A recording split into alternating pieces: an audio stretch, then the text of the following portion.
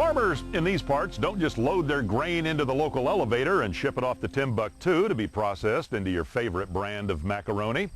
There are plenty of experts in that just down the road. Pat McConaughey paid a visit to a remarkable enterprise, tailor-made for turning the Dakota's best durum into world-class pasta.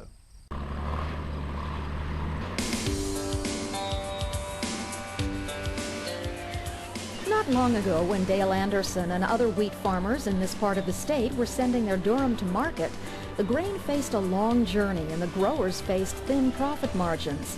Somewhere, someone would be making pasta with their wheat, and a good sum of money. Then came a bright idea, and this reality: the Dakota Growers Pasta Company in Carrington.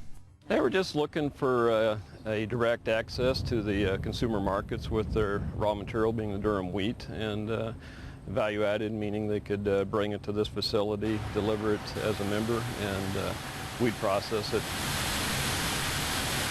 About 1,000 farmers from North Dakota, Minnesota, and Montana founded Dakota Growers Pasta in 1991. Roger Gushis was one of those farmers who pushed to have the plant built. Besides improving his business prospects, it put him closer to his customers. It's important to understand the consumer, and they can work with us a lot closer, and they can tell us exactly what they want. It's a bit of an understatement to say that the farmer's plan worked. Dakota Growers is now the third largest producer and marketer of dry pasta in North America. The company bills its farmers as the finest durum growers in the world. But does the wheat always measure up?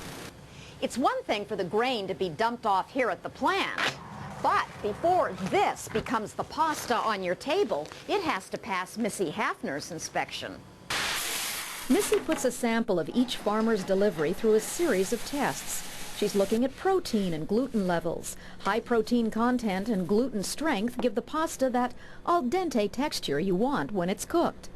Also unique to durum is its yellow endosperm, the tissue produced in the seeds of all flowering plants.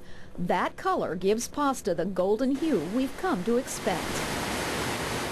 After the grain passes inspection, it's cleaned, conditioned, and ready for milling. That involves grinding, sifting, and purifying the durum into semolina, the coarse flour that will become the pasta. It's a long way from Mom's kitchen to the Dakota Growers plant. Here, the pasta making is computerized, automated, and monitored by technicians around the clock. This facility produces over 100 different products, 80 shapes, and then when you combine the different ingredients, the different shapes, there's over 100 products we run here. Nearly 1 million pounds of pasta a day from this plant will find their way to grocery stores and restaurants throughout the country. Some of our large customers in private label will be like a Western Family on the West Coast, or Stop and Shop on the East Coast, or Safeway. The company has introduced a line of low-carb pasta as well. Health-conscious customers can have their pasta and eat it too. And keep those amber waves gracing the North Dakota landscape for generations to come.